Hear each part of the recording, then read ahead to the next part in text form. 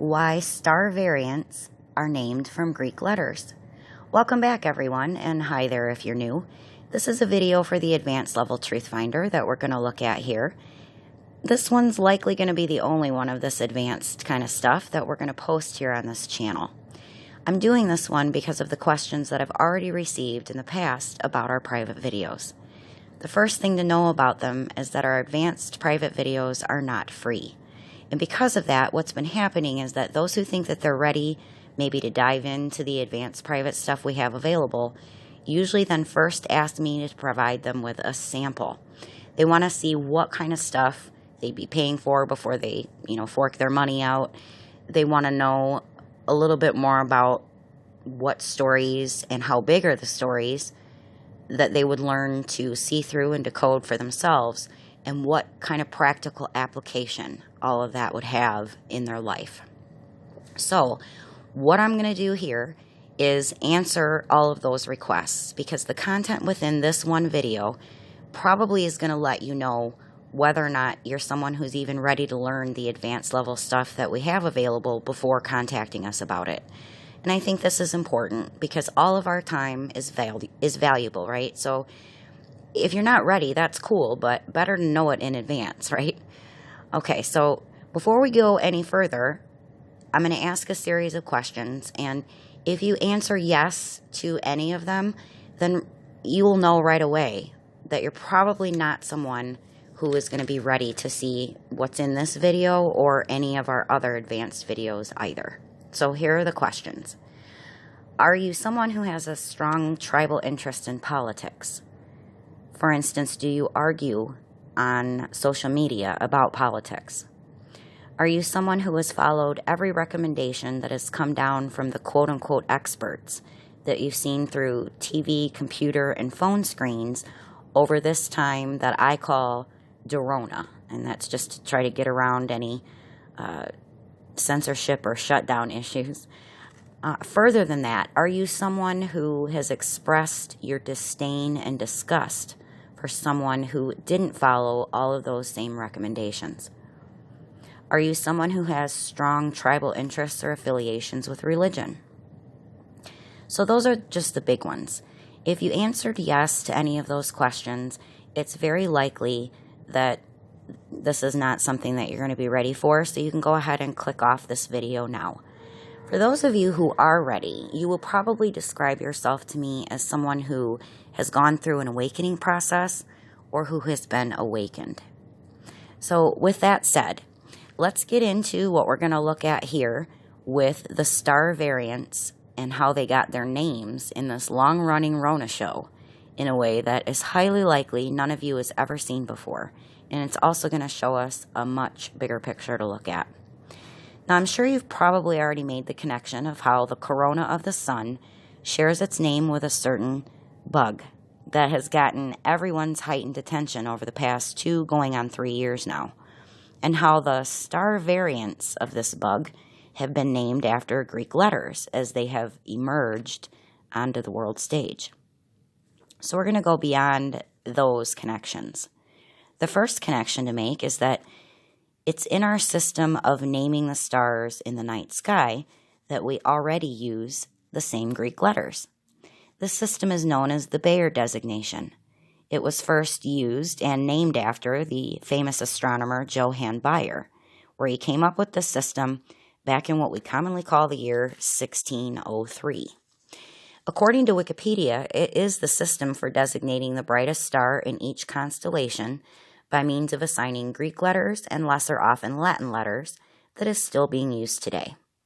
So for example, in the constellation of Orion, and this is a constellation that we've been talking a great deal about in our private videos and will continue to, Orion is a very easy to recognize constellation with some of the brightest stars in the night sky, the brightest of which is a reddish star named Betelgeuse, or Betelgeuse.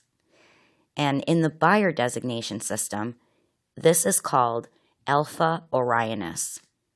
Now the second star, or the second brightest star in Orion, is Rigel. And in the Bayer designation system, it's called Beta Orionis, and so on, using the Greek letters in order assigned to a way to rank the stars in a constellation from the brightest to the dimmest stars within it. Now, it isn't Alpha and Beta that we've heard so much about over this past year in the media, but most will probably have heard about Delta, right? To a lesser extent, Mu, but lately a whole lot of talk about Omicron, all variants or spin-offs from the original Corona star of the past 2 going on 3-year show. Back in August of 2021, the WHO Rona chief was talking about how the variants may have to be named after star constellations after the Greek letters run out, and also providing an explanation as to why certain Greek letters were skipped over entirely in naming the Rona variants. But let's look here at the real reason why those letters were really skipped as variant names as they emerged, and that despite how it looks and what we've been told, the variants are already named after the stars. Much like the original story about Dorona that we've been given, right? In our private videos, we get into this topic quite a bit, decoding the entire Dorona story. But in this one, we're just going to focus on the variants. Now, this is an image of that special place in the sky that we've discovered is the same template being used to create all of the world's biggest and most famous stories from.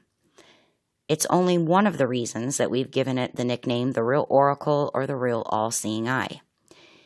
Another reason is because it's the only place in the celestial space that can be seen by everyone, no matter where they are here on the ground looking up at it.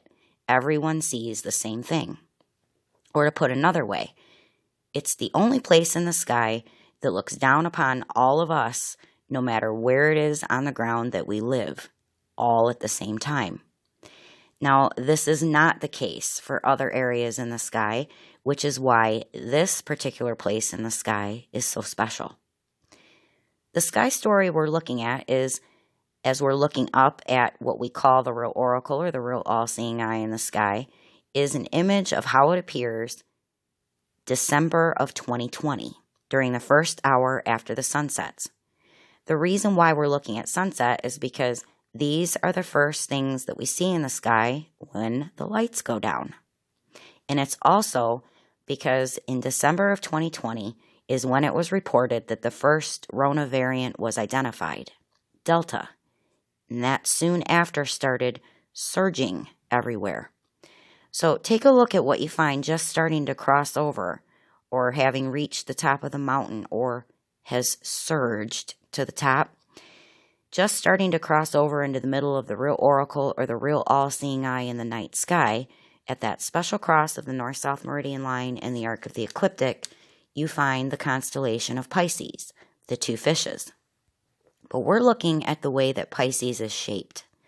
Doesn't Pisces look a lot like the Greek letter delta, at least the uppercase delta from the Greek alphabet? And then check out the constellation Cetus the whale that you will always find just below Pisces. Notice the way that Cetus's head is shaped in the night sky. Doesn't that look like the lowercase Greek letter delta too? All right, so that's got to be some weird coincidence, you might be thinking, right? Cool, just hold that thought for a moment and let's keep going. Remember the next star variant in Dorona show that showed up on the world stage? It wasn't as bright a star in the show, I'll give you that, but it was the variant named after the Greek letter Mu that showed up getting some media attention next. And that was in the beginning of what we now call 2021. So now we're looking at a screenshot of the sky story during the variant Mu's surge. And we're doing so the hour after sunset, and this time we're looking at the middle of February 2021. This is at the same time that Mu was surging. And what constellation do we find that is surged to the top of that special cross of the north-south meridian line in the arc of the ecliptic, in the middle of the real all-seeing eye, the one taking center stage right when the lights go down on the real world stage? Well, as you can see, that's Taurus the bull. Nope, not kidding. I know, I looked at it too and I asked myself the same thing. Can you believe this bull? Amazing to see that this is the same template they use for creating all of these stories, and they get oh so creative in how they never deviate from it to make sure it all lines up. So center stage here during Mu's surge is Taurus the bull. A bull, if it's a male, but females of the species we call cows. And even our little babies know the answer to the question when we ask them, maybe when reading a story or a fairy tale. We ask them, what does a cow say, baby? Won't they answer you back with a simple moo? And that brings us to our most recent variant, Omicron.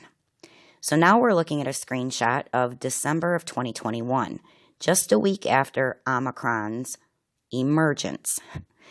Now, this is happening while both Delta and Mu were near the end of their circulations, or the end of their waves.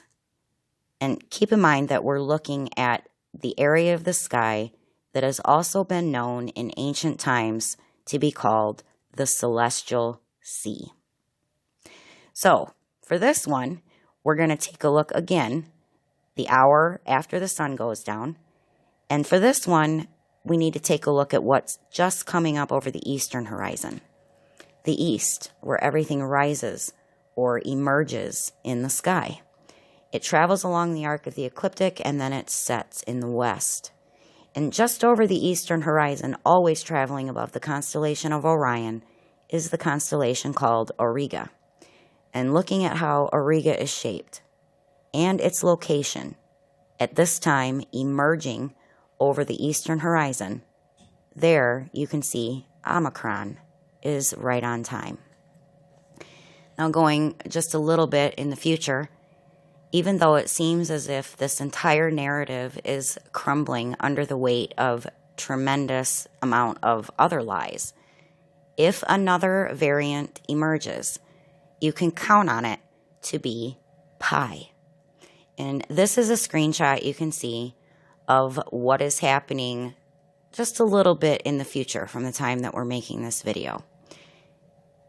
The reason this same system will hold of naming variants after Greek letters, but actually star constellations, is because take a look at Gemini coming next in order. Doesn't it look a lot like the Greek letter pi? Now, those creating these stories that so exactly follow this same template, if they have done this now for thousands of years, keeping things occulted in plain sight, right up until this very day, helped us make these enormous discoveries to be able to see through everything that they're doing so that we can teach it to you, so that you can see through it too. So that's just a sample of what we get into in our advanced private videos. So if you can handle what was presented here in this one, with just this one huge deceptive story that has been shoved up our noses over the past 2 going on 3 years now, then you just may be someone who is ready to see more. If you are interested in our private videos, you can reach us by email through our website, starsnearme.com, to start the conversation with us about access to our private videos. The link will be found down in the description.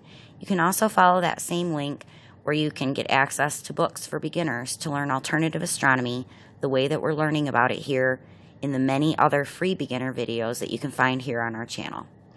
But like I said, if you think you're ready to dive into the material that's presented in our private videos, like was presented here in this video, that go much deeper into the truth about how the world really works, then we have many to share with you, and we'll be happy to do so. So I think that'll do it for this piece. Until next time, stay lit and be well.